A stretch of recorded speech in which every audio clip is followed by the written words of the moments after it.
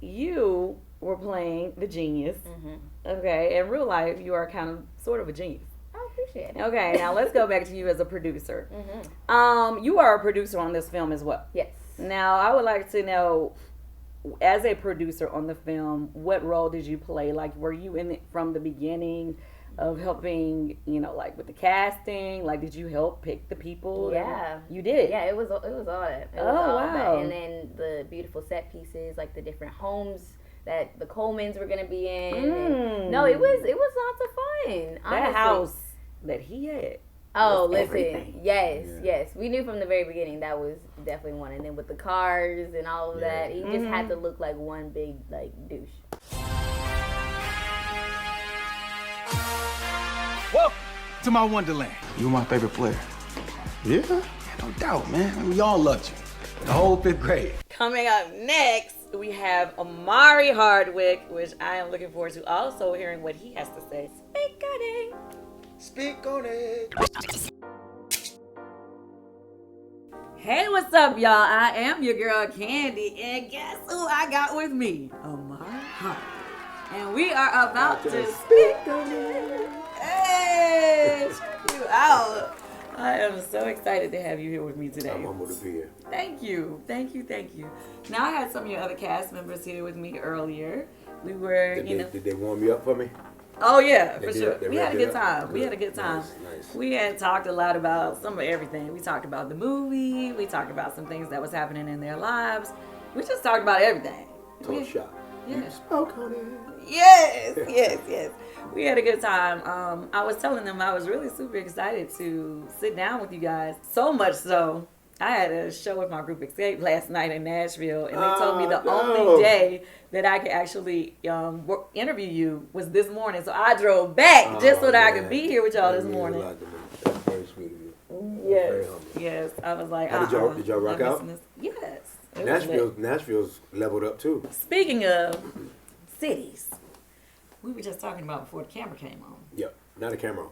Not a camera on. So it's different now. I didn't realize, well, now I've been knowing for the past few years, but a lot of people didn't know that you are originally from the A. Right here. And you Southwest? Well, I live in Southwest Atlanta now. But you didn't grow up in Southwest? I grew up in East Point. Oh, no, you over there. East Perk. That's what we would say. East Point. No, there isn't. So, like, what, Ellenwood? I was Kirkwood, born that in area? Crawford Lawn Hospital. You one of them babies. What Kelly Rowland? Kelly Road. That's Crawford right. Lawn baby. She was too. She from here originally. I forget. Cousins She are always. here. She got aunties here. Yeah, she says Houston so much. I forget that she was born in Atlanta as well. But Houston really is the Atlanta, Texas. It is, They're right? very similar to me. Yes, Yeah, I similar love vibe. Houston. It gives Love me it. definitely, Houston is definitely like Atlanta. Very similar. Very much I mean, so. Drake spoke on that, right? He threw Vegas in there. But what was that song? Houston, Atlanta, Vegas? That's interesting. Yeah, he threw Vegas in. I'm like, But he just was talking about, I guess, the 3 cities that he frequented, during a particular time. Now, in his life. Vegas is lit, Differently, though. but it's different. Houston, H-Town and A-Town are really They very definitely similar. the people. Yeah. My people are from Savannah originally. Oh, really? So, and Mary J. Blige, Savannah originally, before y'all. I did not know that. There's a lot of Georgia Connect. A lot. We here. ATL up in it. Yes. So, you are now in this new awesome movie. Welcome to my Wonderland. You were my favorite player. Yeah? No doubt, man. We all loved you. The whole 5th grade. That is shot in Atlanta. That is shot in Atlanta. Coleman, right off the bat, fumbles it. They finally have settled in Atlanta. Fingers crossed that they can sustain in that new city. And I think it's super cool that you play an athlete in the movie. And you do have an athletic background. So I played ball at University of Georgia. Hour and 30 minutes north of here. Georgia's not a bad team. No. You used to play at Georgia. Not a bad Everybody team. forget that Not a before bad you became team. the actor extraordinaire and the Renaissance man, you could play some football. 200-pound defensive back. That's right. Tried out for the league. Got cut for my attempt with the San Diego Chargers. So you got picked up at the San Diego Chargers. Yeah. And then cut. You got 97. cut. What was that feeling? Of getting cut? The reason why I asked No, it's a great question. is because It's a so really great many question. people Really know about great. the times when we blow up, but they don't Yeah. know about our letdowns. They don't Yeah. know how many times you had to persevere to get to where you are. Oh, true. You know what I'm saying? Yeah. I feel like the older generation, which is weird, Kandi, that we could put ourselves in that. Right. I feel like 35 and under, which is, you know, a different, that's the 1990 baby. That baby growing up after Reaganomics and all of that, they definitely feel a difference between struggle, process, and what that means. They oftentimes don't know anything but the blow up because social media itself is a blow up. True. And people only really, as you've appropriately stated, they only speak on it from a beautiful standpoint versus the ugly and the dirt and, you know, walking over freaking yellow crack roads or while walking eating 99-cent chicken sandwiches, living in your car. But Kandi, for me, man, I just kind of always felt since 11 years old, which is probably, you know, the same thing for you. You know what you got. We come from a culture that might not necessarily know what it feels like to be supported in what you got.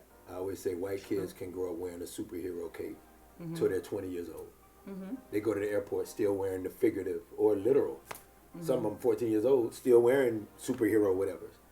And we grew up in a culture where by the time you ate, you know, whether it's grandma or mama or whoever, they're like, okay, baby, can't dress like that no more. And sometimes the dress like that is not, again, literally a cape. Okay. But it's the feeling of being able to be whatever you feel like you could be. The greatest American Negro hero. Whatever you feel like that is. And so for me, when I was at the University of Georgia, I think at about 19 to 21 years old, I started digging into that bag and going, let me just look at all the stuff that God has put in my bag. Way before anybody could hashtag the bag or whatever they denote that to mean or be. For me, the bag was like, what did God gift you with? Now, your work ethic is your own. That's a choice. Not sleeping too long on a Saturday morning. When you go, oh, it's Saturday morning, I should sleep in. But then on days choosing to sleep in because you need to restore because of the week that you put in prior. These things are choices. Who you marry, who you don't. Who you date, who you don't. What you allow yourself to be abused with or what you don't. What you stand up for so you don't fall for anything. All of that shit to me is choice. But in reality, the bag of what God has gifted us with should always allow us to be maintained in our humility and not get too big for the britches. Because I tried so many things at Georgia, and so many people, like a Travis Stroud said, if football doesn't work out for you, you could be massive as an artist. By the time I got cut, that didn't affect me as much. So you didn't feel affected. I think a lot of people get, but why wouldn't they? What? Kandi, they didn't look in the bag. Why wouldn't they? By the time the knee injury comes, when somebody looks at me and says, but I hired you or gave you a scholarship to run. By the time the running stops, if you've already dove in and gone, but I could do so many other things. So it's the reason I mentor so many athletes. Because even the ones who made it professionally, Kandi, at some point, the run is done even as a professional. They made it, and they might not get cut, but they got to stop at some point. And they typically stop way before 40 years old as an athlete. So now what do? If nobody gave you permission, if there's not an Omari former athlete nowhere near the ranks of what they got to, but I cut across the green and truly became this whole thing. If there's nobody saying, yo, you can do that. You can be a Megatron playing for Detroit Lions and go, I'm out. 9 years, you can't be out. Why? I'm out. You can be that. You got a lot of athletes who don't have those opportunities. So at Georgia, it set me up for when the cutting happened, I didn't feel the burn as much. It's still hard because I'd done it since I was a kid. So it was still really difficult, Kandi, but it wasn't as difficult. So how did the acting career start? I finished in the classroom at Georgia in 4 years, but I was redshirted. So I had another year to play, but you can't play that extra year or that last year unless you declare a minor or pick up whatever. So I declared a minor in theater. I was a broadcast journalist major, and I was like, I kind of always had a penchant for it. I was a writer. I was always writing poems and staring out of the window and seeing shit differently.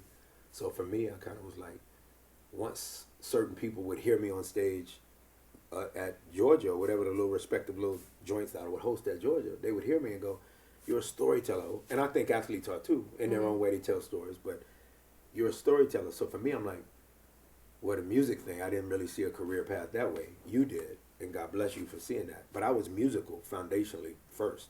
Not just poetic, but musical.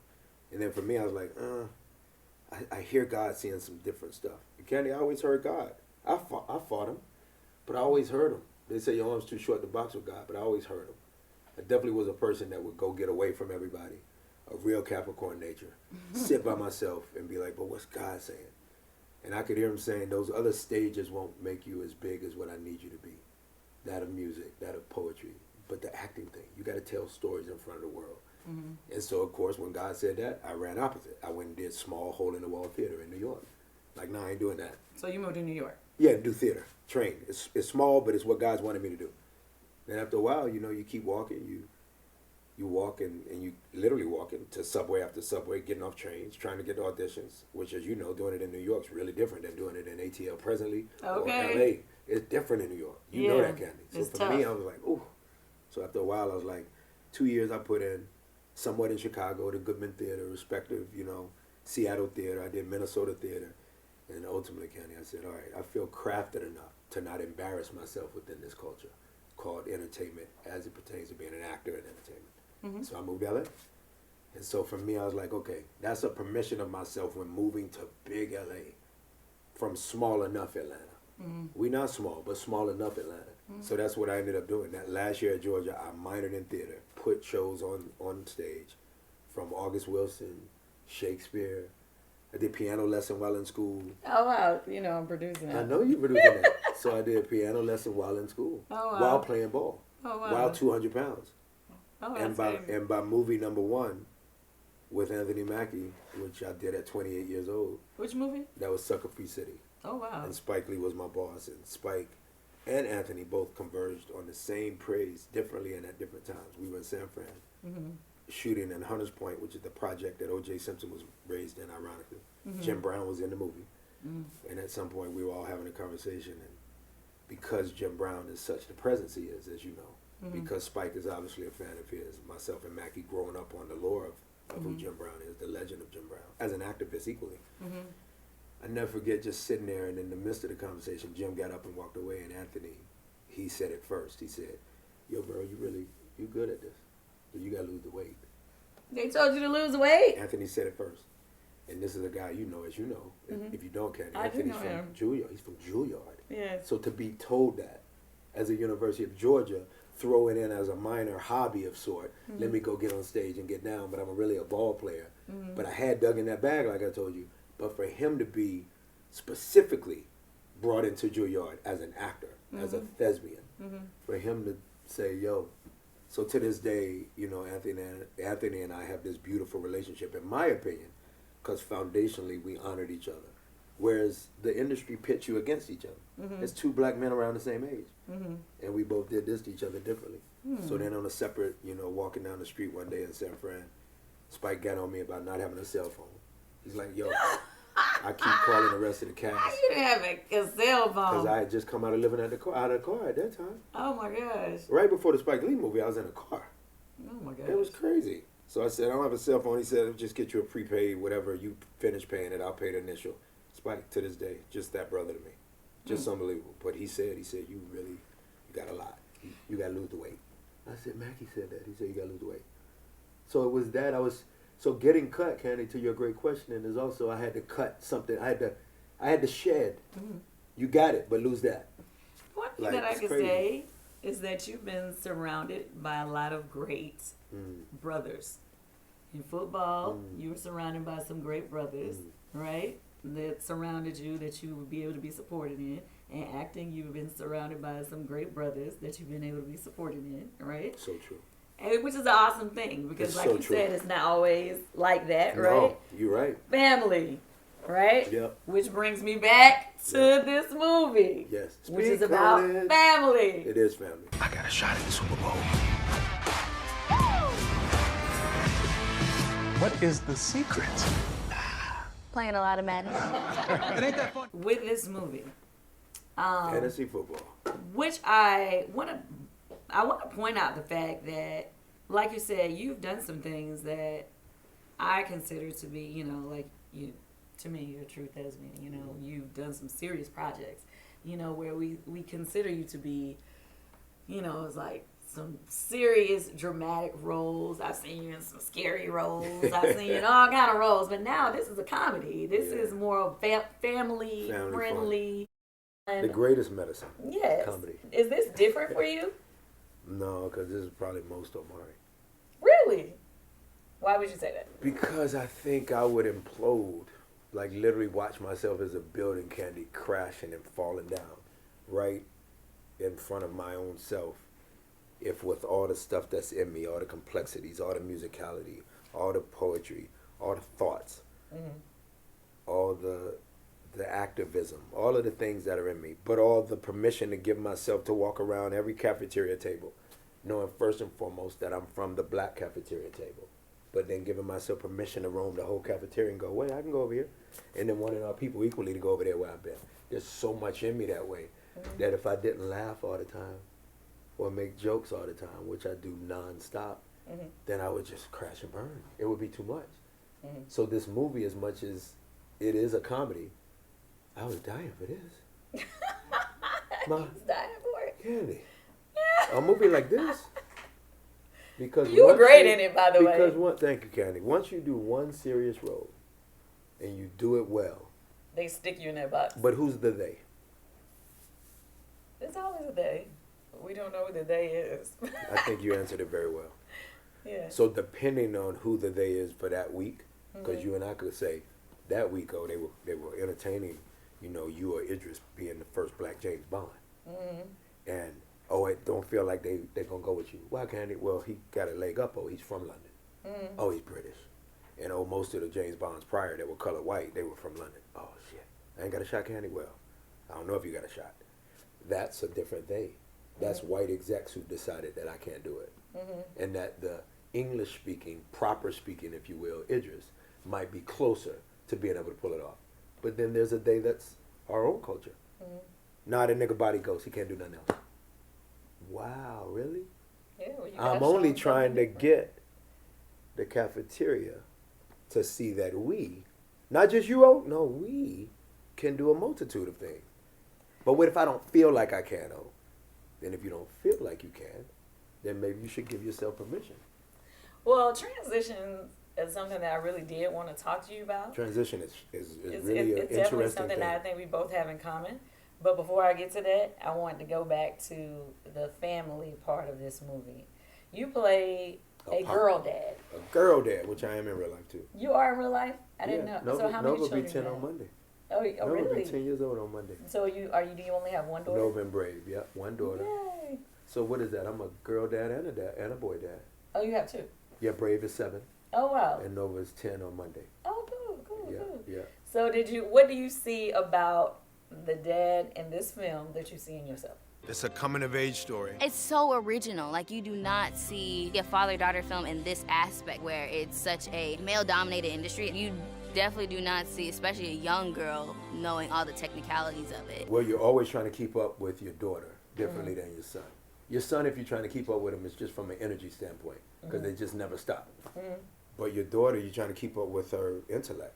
Y'all are so much smarter. You know that. Girls develop quicker than boys. And your daughter in this movie is super smart. Super smart. Super smart. And my daughter in real life is super smart. So it's really, that was an easier transition for me. I don't have a slower daughter in real life. Nova's very fast and very quick and super gifted. So going into Marseille, Josh and Carol, real life parents, not me and Kelly, they have presented to the world, and obviously to me as well, a daughter similar to the daughter that will one day be presented to the world, even if not publicly. Their daughter is publicly presented to the world. Right. So the public persona that she is absolutely what she is out of the public eye and just on set privately. Super smart, dialed in, boss. Just hit 18 years old. And how did And it that feel is a to different have an 18-year-old boss? Boss. The producer of this movie I feel is your like- boss, and she's 18 years I old. feel like, Candy, and thank you for asking that question, I am such a male feminist, and I think whatever men haven't figured out that women are it, and James Brown said it, he didn't fully said it, but he said it's a man's world, right? Yeah. He said it would be what? Nothing Nothing. without a woman. So he did say it. But as a guy who looks like me, meaning James Brown is black, Omari's black, I heard it even at a young age. And I try to really impress upon men, figure that part out. So if you are following the lead of a woman and you are a gifted man doing that, you should be secure enough to not only aid in propelling the Michelle Obama in front of you, who is brighter than President Obama, which is saying a lot because he's super bright. Then if you have a boss who's 18 years old, but she's a woman, I think it's a little bit easier than if she were a boy who was 18 years old. I might be a bit combative with an 18-year-old boy who was a boss. And you, Candy, probably would say, because the 18-year-old boy is probably coming off like he's 10, that part. She's 18 going on 35, real different. Her brain is just on a whole nother level. And she's aware, and she's precocious, and she's present. She'd insert herself right now in this interview and say, speak on it. And she's just different. Marseille Martin is a special, special entity. The industry hasn't had a lot of her. So she was, that was righteous to have her as my boss. Now, they said that you insisted on doing your own stunts in this movie. Come on, Shawty. That's what your castmates said. They said you had to do it. But you said it best. You said, oh, you got cut. So you wanted to show out. I had to finish. I had to finish the career somehow. You said you had to show him you still got it. So we did. I had a stunt guy. He did a very good job, Quinn Porter, who, and it's hard to find someone bow-legged who can run. So, you know, over the years, they've brought me different movies. When I say they have provided stunt people who don't have my, you know, I'm bow-legged, as you know, Candy. That's a different swagger. It's no swagger. I would say it's cheating if you're bow-legged because you just naturally waddle. So Quinn did his thing in certain scenes. I could not get down in. I hurt my knee. I tore my knee. Okay. So I had surgery about 3 months ago, post the movie. And so he had to get it in ways that I couldn't. But all of the tackles and a lot of the other running, I did. I didn't want him to take the tackles because I felt like, you know, if Anton, our incredible director, is directing me into a space, not only of make sure you honor the family, man.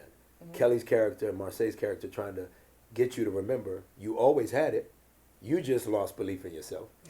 And you always had this beautiful family and these two women in front of you who were incredible. One being your wife and one being your daughter. And the movie's about me remembering that. Coming of age for me, coming of age for Marseille's character, but equally coming of age for me.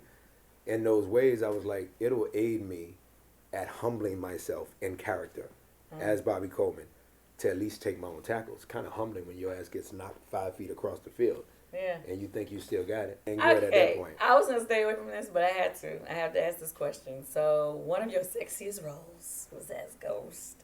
And everybody knows, and since I wanted to ask you about this whole transition thing, because we all, even myself in my life, you know, I had to figure out how to transition from music and to the next part of my career, because you know you can easily go from one area of a career where people are used to seeing you as, and it's hard for people to see you any other way, and you have to figure out how to transition out of that. So true. So my question and I feel that about you. I felt that you were dealing with that in your carear. Yeah. And you got a crazy pen. Thank you. So my question is, what made you decide? Because you made the decision to transition out of that, correct? Yeah. But what made you? Was it a you mean transitioning out of Ghost? Out of Ghost, yeah. Like, what made you decide? Like, you weren't afraid to transition out of an iconic role. I had a different definition, maybe, Candy, because I went into the theater space to, you know, the point you and I made, like, oh yeah, you go to New York and as you said, it's tough. So I kind of, my foundational space is theater, and in theater or in acting from a craft standpoint, not just in terms of being in front of the camera, becoming famous doing it, or buying moms a crib or whatever, but literally learning the craft of acting. It's acting. Yeah. So in my mind, how can you act in one role? True. My definition has always been that. So I never caught the memo that even when you do a role that the world falls in love with at the level that they fell in love, I never caught the memo that I have to stay to that. I would never, I can't feel a fear is my point. Right. Because in my mind, it's like, but I thought you're supposed to do everything as an actor. As you should. So it's a little different, I think, for a lot of the younger generation because they are in this world where they're selling something. They're not necessarily knowing who they are yet to even sell what they're selling. When you learn who you are, then you go, if I got 10 things to sell, I'm selling them all. But when you don't know who you are, you sell like one or two. You see if it sticks. It's like throwing, you know, whatever to the wall. And what did the people like? What did they not like? Clickbait. Yeah. What are they giving me likes on? Yeah, but you should inform them as to what they should be looking at. Yeah. And a lot of people are big on like, nah, they're informing me. I'm really struggling at believing what I thought I was because everybody's telling me I'm not that. So for me, I define myself as a thespian, as an actor. And when an Anthony Mackie and Spike Lee say you got it, I'm not imagining that they're saying about that one particular role. I'm imagining they're going, you can make a career out of this. So you can't make a career out of just playing Ghost. Will I return to a character like Ghost? For sure. In a different setting, in a different story. It won't be called Power. It'll be called whatever we call it. And you and I get to talk about that, and you go, oh, do you do a one after this that's different? And I go, yeah. For me, Candy, the greatest level of transitioning in terms of what you can do best never do the same thing twice. You can do it, but don't do it back to back. Got it. I understand. Kandi does a song back in the day with Escape. Y'all gonna do the same song again? Kandi, after a while, I would pigeonhole you. Right. Even Omari, who doesn't want to be pigeonholed, I would do it. I go, that's what you do. Right. You got two songs the same. Totally understand. Y'all let Kandi be whatever the heck she want to be. Please. Ooh, you know, at your age, it's not even about finishing first. It's about finishing it off. I want to ask you some of the fun questions that I asked some of your castmates. Speak on it. Who is the most likely to crack a joke on set? Me. Why all of y'all say the same thing? Everybody think they the funniest person on the set. Or I would say, if not me, I would say Rome. He felt like he was the funniest. Marseille's a boss. So Marseille thinks she can't give too many funnies. Because she's the boss. Right. We all going to do a movie together. The four of us decided we're going to do something else together. Well, bring me in. I want to be there. Yeah, Kandi. Shouty. It'll be 2 ATLians in it. Okay, please. Done. Most likely to fall asleep between scenes. Ha! Marseille. And if you got arrested and only could call one other person from your cast, who would it be? Kelly. Everybody said Kelly. Kelly, you the dependable one. Yeah, They sure. said her Not voice even- would get you out. I didn't even think about that part. I'm so excited about this film. I'm so grateful that my son is able to watch it. We had a blast, to be honest. I love Marseille. I love working with her. I love working with Omari. I love working with Rome. All right, Thank so you is for there having me. anything else that you have going on that you want to tell the people about? Oh, some stuff is coming. Yeah, there's a film that I did with Halle Berry that's coming. And then there's a film I did with Jennifer Lopez right after that that's coming. So what's great about fantasy football is it ended up preceding those two, but those other two were done before fantasy football. Oh, really? We nailed this within 4 months. We got this out to the world. Okay. We just finished in July. So this is pretty That's awesome. special. Well, please, whenever you have your next project come, please come back. That means a lot Let to the me. people know. And now that I see you got a studio this fly, Come through. I might sleep here, shall I? Okay. You know You're what I mean? welcome. I don't need no hotel. You got couches out there? That's all I need. I've been Okay. homeless. All right. Well, Pleasure thank talking you to you. for coming, and thank you for watching. Speak on it. Speak on it. Hey. Peace, guys. Thank you for joining us, everyone. Make sure you are following them on all social media, and make sure you check out their new movie, Fantasy Football, on Paramount Plus. Well, speak on it.